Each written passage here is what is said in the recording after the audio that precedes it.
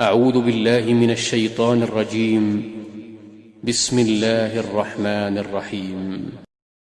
وقال الذين لا يرجون لقاءنا لولا أنزل علينا الملائكة أو نرى ربنا لقد استكبروا في أنفسهم وعتوا عتوا كبيرا يوم يرون الملائكة لا بشرى يومئذ للمجرمين ويقولون حجرا محجورا وقدمنا إلى ما عملوا من عمل فجعلناه هباء منثورا أصحاب الجنة يومئذ خير مستقرا وأحسن مقيلا ويوم تشقق السماء بالغمام ونزل الملائكة تنزيلا الملك يومئذ الحق للرحمن وكان يوما على الكافرين عسيرا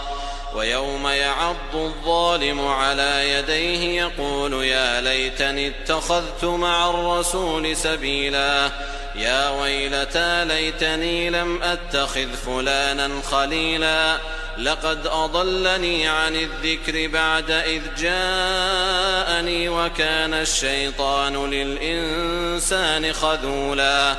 وقال الرسول يا رب إن قوم اتخذوا هذا القرآن مهجورا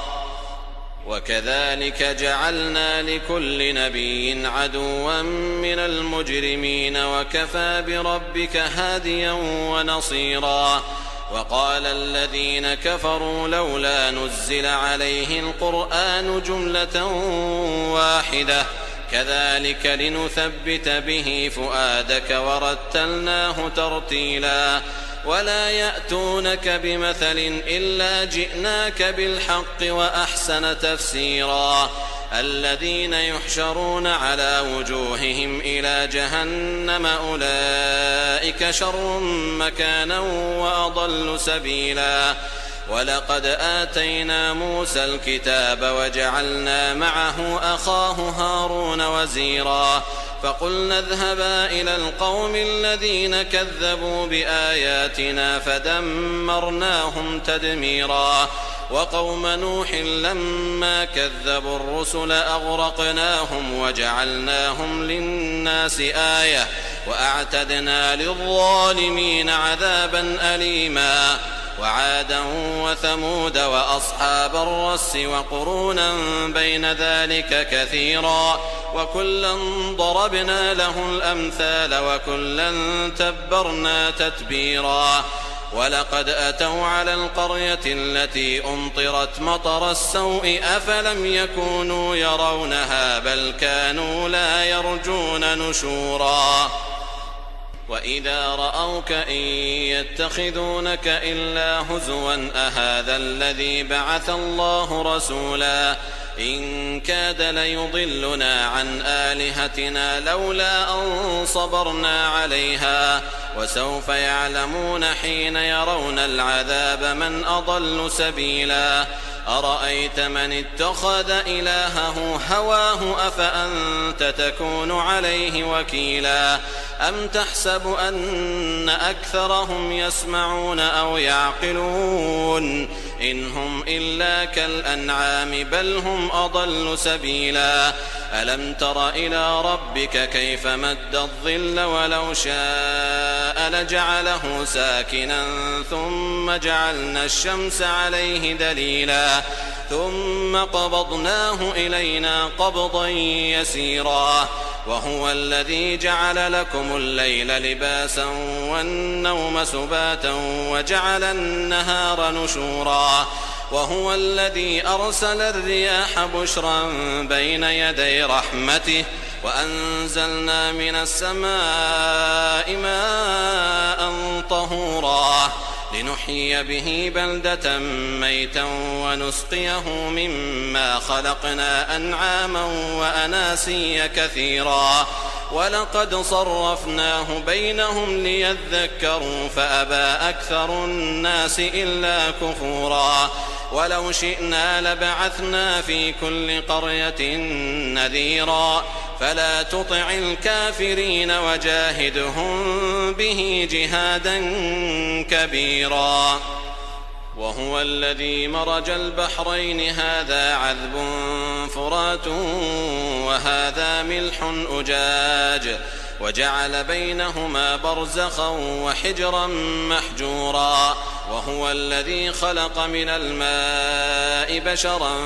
فجعله نسبا وصهرا وكان ربك قديرا. ويعبدون من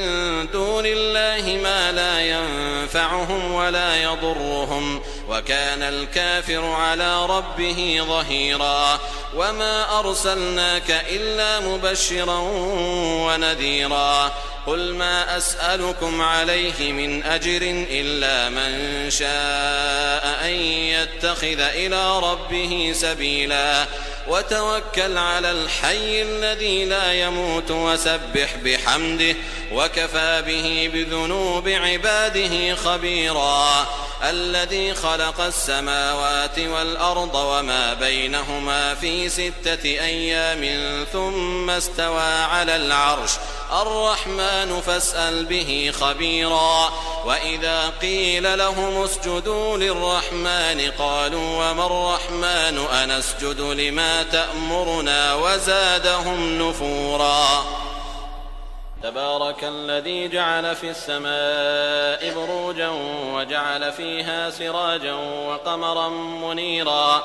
وهو الذي جعل الليل والنهار خلفة لمن أراد أن يذكر أو أراد شكورا. وعباد الرحمن الذين يمشون على الأرض هونا وإذا خاطبهم الجاهلون قالوا سلاما. والذين يبيتون لربهم سجدا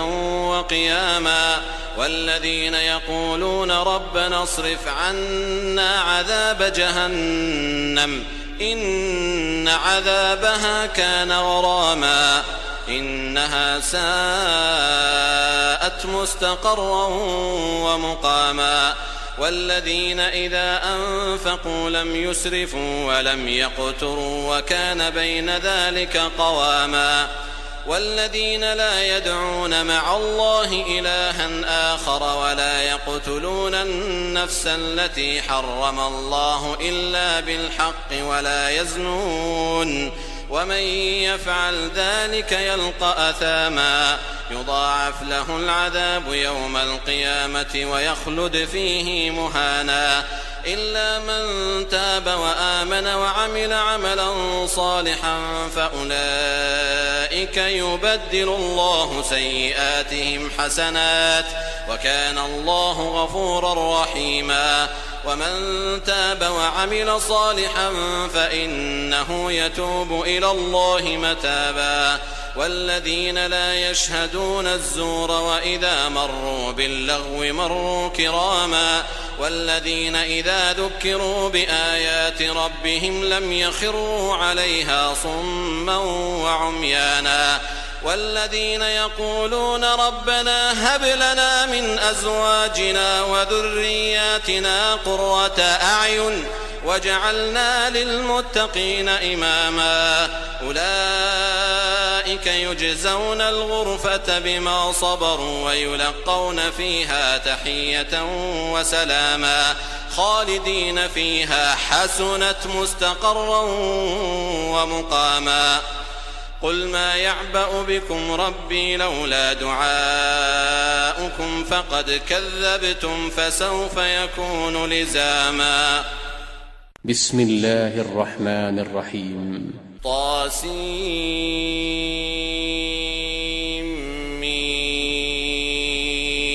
تلك آيات الكتاب المبين لعلك باخع نفسك ألا يكونوا مؤمنين إن نشأ ننزل عليهم من السماء آية فظلت أعناقهم لها خاضعين وما يأتيهم من ذكر من الرحمن محدث إلا كانوا عنه معرضين. فقد كذبوا فسيأتيهم أنباء ما كانوا به يستهزئون أولم يروا إلى الأرض كم أنبتنا فيها من كل زوج كريم إن في ذلك لآية وما كان أكثرهم مؤمنين وإن ربك لهو العزيز الرحيم وإذ نادى ربك موسى أن ائت القوم الظالمين قوم فرعون ألا يتقون قال رب إني أخاف أن يكذبون ويضيق صدري ولا ينطلق لساني فأرسل إلى هارون ولهم علي ذنب فأخاف أن يقتلون قال كلا فاذهبا بآياتنا إنا معكم مستمعون فأتيا فرعون فقولا إنا رسول رب العالمين أن أرسل معنا بني إسرائيل قال ألم نربك فينا وليدا ولبثت فينا من عمرك سنين وفعلت فعلتك التي فعلت وأنت من الكافرين قال فعلتها إذا وأنا من الضالين ففررت منكم لما خفتكم فوهب لي ربي حكما وجعلني من المرسلين وتلك نعمة تمنها علي أن عبدت بني إسرائيل قال فرعون وما رب العالمين قال رب السماوات والأرض وما بينهما إن كنتم موقنين قال لمن حوله ألا تستمعون قال ربكم ورب آبائكم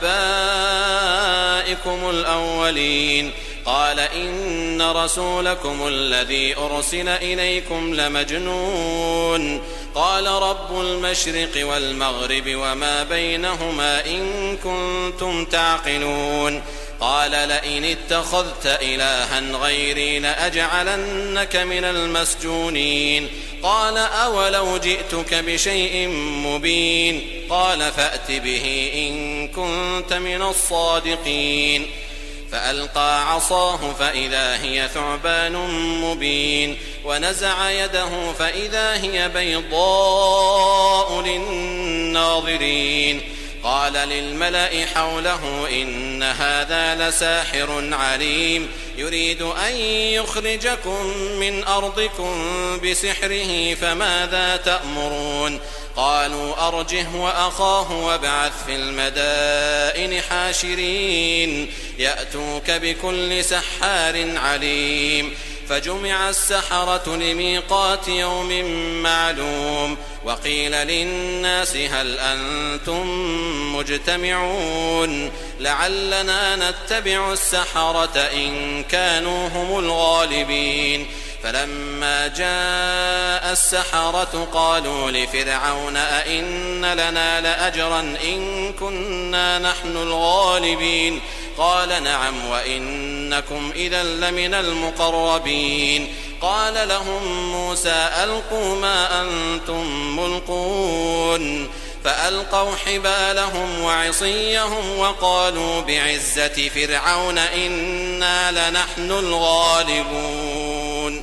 فألقى موسى عصاه فإذا هي تلقف ما يأفكون فألقي السحرة ساجدين قالوا آمنا برب العالمين رب موسى وهارون قال آمنتم له قبل أن آذن لكم إنه لكبيركم الذي علمكم السحر فلسوف تعلمون لأقطعن أيديكم وأرجلكم من خلاف ولأصلبنكم أجمعين قالوا لا ضير إنا إلى ربنا منقلبون إنا نطمع أن يغفر لنا ربنا خطايانا أن كنا أول المؤمنين وأوحينا إلى موسى أن أسر بعبادي إنكم متبعون فأرسل فرعون في المدائن حاشرين إن هؤلاء لشرذمة قليلون وإنهم لنا لغائظون وإنا لجميع حاذرون فأخرجناهم من جنات وعيون وكنوز ومقام كريم كذلك وأورثناها بني إسرائيل فأتبعوهم مشرقين فلما تراءى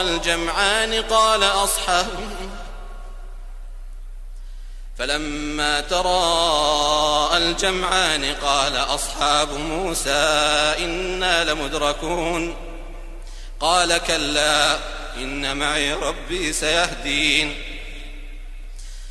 فأوحينا إلى موسى أن اضرب بعصاك البحر فانفلق فكان كل فرق كالطود العظيم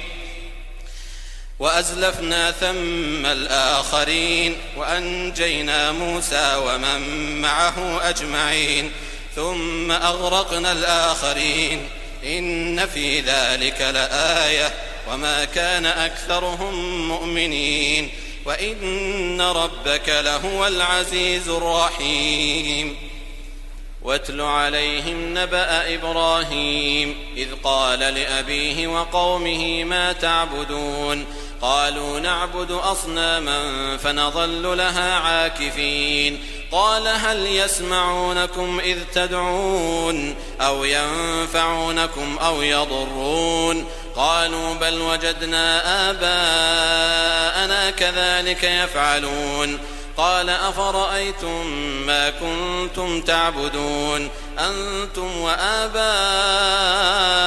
الأقدمون فإنهم عدو لي إلا رب العالمين الذي خلقني فهو يهدين والذي هو يطعمني ويسقين وإذا مرضت فهو يشفين والذي يميتني ثم يحيين والذي أطمع أن يغفر لي خطيئتي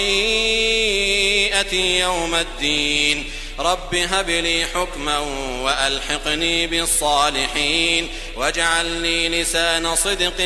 في الآخرين واجعلني من ورثة جنة النعيم واغفر لأبي إنه كان من الضالين ولا تخزني يوم يبعثون يوم لا ينفع مال ولا بنون إلا من أتى الله بقلب سليم وأزلفت الجنة للمتقين وبرزت الجحيم للغاوين وقيل لهم أين ما كنتم تعبدون من دون الله هل ينصرونكم أو ينتصرون فكبكبوا فيها هم والغاوون وجنود إبليس أجمعون قالوا وهم فيها يختصمون تالله إن كنا لفي ضلال مبين إذ نسويكم برب العالمين وما أضلنا إلا المجرمون فما لنا من شافعين ولا صديق حميم فلو أن لنا كرة فنكون من المؤمنين إن في ذلك لآية وما كان أكثرهم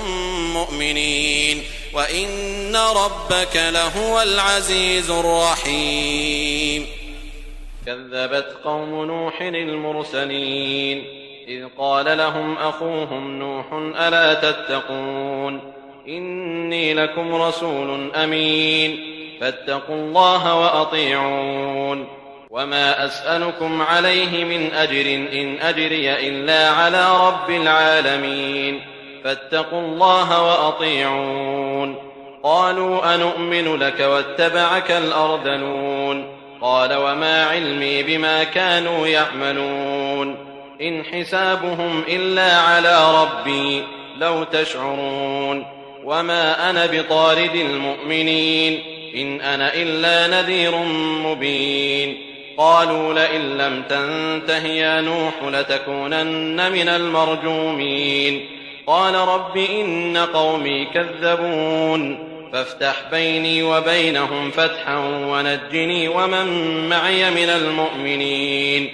فأنجيناه ومن معه في الفلك المشحون ثم أغرقنا بعد الباقين إن في ذلك لآية وما كان أكثرهم مؤمنين وإن ربك لهو العزيز الرحيم كذبت عاد المرسلين إذ قال لهم أخوهم هود ألا تتقون إني لكم رسول أمين فاتقوا الله وأطيعون وما أسألكم عليه من أجر إن أجري إلا على رب العالمين أتبنون بكل ريع آية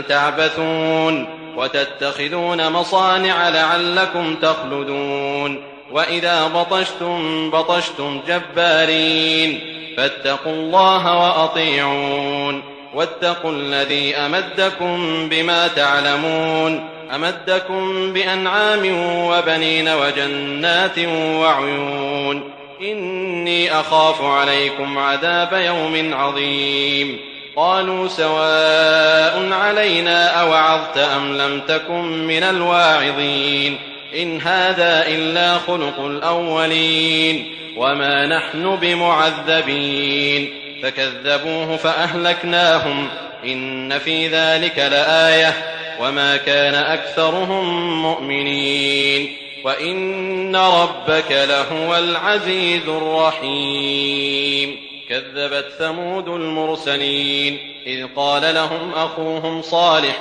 ألا تتقون إني لكم رسول أمين فاتقوا الله وأطيعون وما أسألكم عليه من أجر إن أجري إلا على رب العالمين أتتركون فيما هاهنا آمنين في جنات وعيون وزروع ونخل طلعها هضيم وتنحتون من الجبال بيوتا فارهين فاتقوا الله وأطيعون ولا تطيعوا أمر المسرفين الذين يفسدون في الأرض ولا يصلحون قالوا إنما أنت من المسحرين ما أنت إلا بشر مثلنا فأت بآية إن كنت من الصادقين قال هذه ناقة لها شرب ولكم شرب يوم معلوم ولا تمسوها بسوء فيأخذكم عذاب يوم عظيم فعقروها فأصبحوا نادمين فأخذهم العذاب إن في ذلك لآية وما كان أكثرهم مؤمنين وإن ربك لهو العزيز الرحيم كذبت قوم لوط المرسلين إذ قال لهم أخوهم لوط ألا تتقون إني لكم رسول أمين فاتقوا الله وأطيعون وما أسألكم عليه من أجر إن أجري إلا على رب العالمين أتأتون الذكران من العالمين وتذرون ما خلق لكم ربكم من أزواجكم بل أنتم قوم عادون قالوا لئن لم تنته يا لوط لتكونن من المخرجين قال إني لعملكم من القالين رب نجني وأهلي مما يعملون فنجيناه وأهله أجمعين إلا عجوزا في الغابرين ثم دمرنا الآخرين وأمطرنا عليهم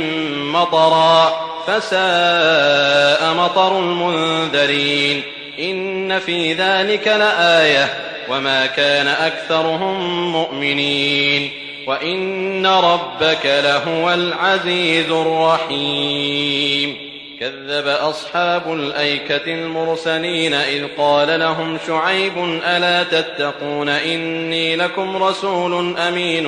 فاتقوا الله وأطيعون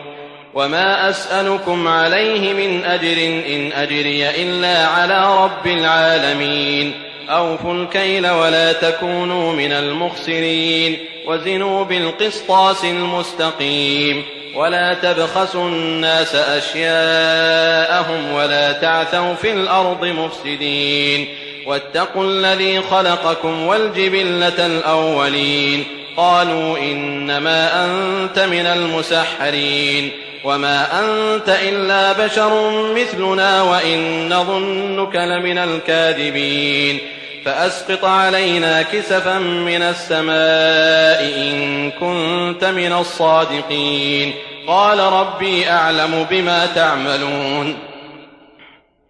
فكذبوه فأخذهم عذاب يوم الظلة إنه كان عذاب يوم عظيم إن في ذلك لآية وما كان أكثرهم مؤمنين وإن ربك لهو العزيز الرحيم وإنه لتنزيل رب العالمين نزل به الروح الأمين على قلبك لتكون من المنذرين بلسان عربي مبين وإنه لفي زبر الأولين أولم يكن لهم آية أن يعلمه علماء بني إسرائيل ولو نزلناه على بعض الأعجمين فقرأه عليهم ما كانوا به مؤمنين كذلك سلكناه في قلوب المجرمين لا يؤمنون به حتى يروا العذاب الأليم فيأتيهم بغتة وهم لا يشعرون فيقولوا هل نحن منظرون أفبعذابنا يستعجلون أفرأيت إن متعناهم سنين ثم جاءهم ما كانوا يوعدون ما أغنى عنهم ما كانوا يمتعون وما أهلكنا من قرية إلا لها منذرون ذكرى وما كنا ظالمين وما تنزلت به الشياطين وما ينبغي لهم وما يستطيعون إنهم عن السمع لمعزولون فلا تدع مع الله إلها آخر فتكون من المعذبين وأنذر عشيرتك الأقربين واخفض جناحك لمن اتبعك من المؤمنين فإن عصوك فقل إني بريء مما تعملون وتوكل على العزيز الرحيم الذي يراك حين تقوم وتقلبك في الساجدين إنه هو السميع العليم هل أنبئكم على من تنزل الشياطين تنزل على كل أفاك أثيم يلقون السمع وأكثرهم كاذبون والشعراء يتبعهم الغاوون ألم تر أنهم في كل واد يهيمون وأنهم يقولون ما لا يفعلون إلا الذين آمنوا وعملوا الصالحات وذكروا الله كثيرا وانتصروا من بعد ما ظلموا وسيعلم الذين ظلموا أي منقلب ينقلبون بسم الله الرحمن الرحيم طاسين تلك آيات القرآن وكتاب مبين هدى وبشرى للمؤمنين الذين يقيمون الصلاة ويؤتون الزكاة وهم بالآخرة هم يوقنون إن الذين لا يؤمنون بالآخرة زينا لهم أعمالهم فهم يعمهون أولئك الذين لهم سوء العذاب وهم في الآخرة هم الأخسرون وإنك لتلقى القرآن من لدن حكيم عليم إذ قال موسى لأهله إني آنست نارا سآتيكم منها بخبر أو آتيكم بشهاب قبس لعلكم تصطلون فلما جاءها نودي أن بورك من في النار ومن حولها وسبحان الله رب العالمين يا موسى إنه أنا الله العزيز الحكيم وألق عصاك فلما رآها تهتز كأنها جان ولا مدبرا ولم يعقب يا موسى لا تخف إني لا يخاف لدي المرسلون إلا من ظلم ثم بدل حسنا بعد سوء فإني غفور رحيم. وأدخل يدك في جيبك تخرج بيضاء من غير سوء في 9 آيات إلى فرعون وقومه إنهم كانوا قوما فاسقين. فلما جاءتهم آياتنا مبصرة قالوا هذا سحر مبين وجحدوا بها واستيقنتها أنفسهم ظلما وعلوا فانظر كيف كان عاقبة المفسدين. ولقد آتينا داود وسليمان علما وقال الحمد لله الذي فضلنا على كثير من عباده المؤمنين. وورث سليمان داود وقال يا أيها الناس علمنا منطق الطير وأوتينا من كل شيء إن هذا لهو الفضل المبين. وحشر لسليمان جنوده من الجن والإنس والطير فهم يوزعون حتى إذا أتوا على واد النمل قالت نملة يا أيها النمل ادخلوا مساكنكم لا يحطمنكم سليمان وجنوده وهم لا يشعرون. فتبسم ضاحكا من قولها وقال رب أوزعني أن أشكر نعمتك التي أنعمت علي وعلى والدي وأن أعمل صالحا ترضاه وأدخلني برحمتك في عبادك الصالحين. وتفقد الطير فقال ما لي لا أرى الهدهد أم كان من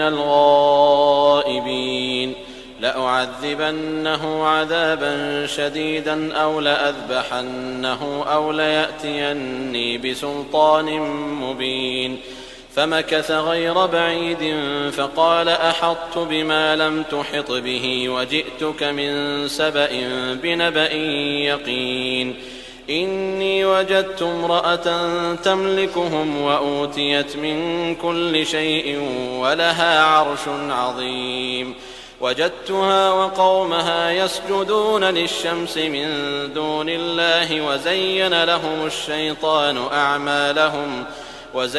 لهم الشيطان أعمالهم فصدهم عن السبيل فهم لا يهتدون. ألا يسجدوا لله الذي يخرج الخبأ في السماوات والأرض ويعلم ما تخفون وما تعلنون. الله لا إله إلا هو رب العرش العظيم. قال سننظر أصدقت أم كنت من الكاذبين. اذهب بكتابي هذا فألقه إليهم ثم تول عنهم فانظر ماذا يرجعون. قالت يا أيها الملأ إني ألقي إلي كتاب كريم إنه من سليمان وإنه بسم الله الرحمن الرحيم ألا تعلوا علي وأتوني مسلمين. قالت يا أيها الملأ أفتوني في أمري ما كنت قاطعة أمرا حتى تشهدون. قالوا نحن أولو قوة وأولو بأس شديد والأمر إليك فانظري ماذا تأمرين. قالت إن الملوك إذا دخلوا قرية أفسدوها وجعلوا أعزة أهلها أذلة وكذلك يفعلون. وإني مرسلة إليهم بهدية فناظرة بما يرجع المرسلون. فلما جاء سليمان قال أتمدونني بمال فما آتاني الله خير مما آتاكم بل أنتم بهديتكم تفرحون. ارجع إليهم فلنأتينهم بجنود لا قبل لهم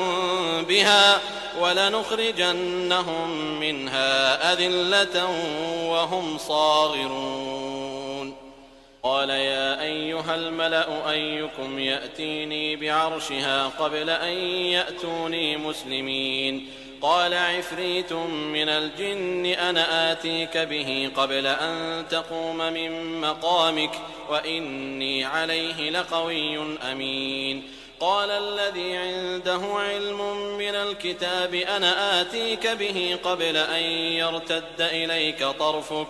فلما رآه مستقرا عنده قال هذا من فضل ربي ليبلوني أأشكر أم أكفر ومن شكر فإنما يشكر لنفسه ومن كفر فإن ربي غني كريم. قال نكروا لها عرشها ننظر أتهتدي أم تكون من الذين لا يهتدون.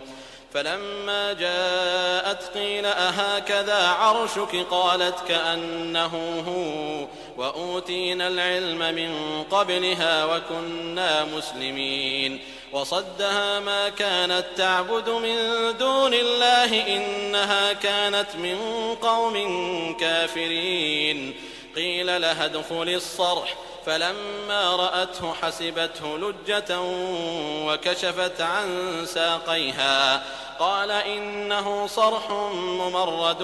من قوارير. قالت رب إني ظلمت نفسي وأسلمت مع سليمان لله رب العالمين.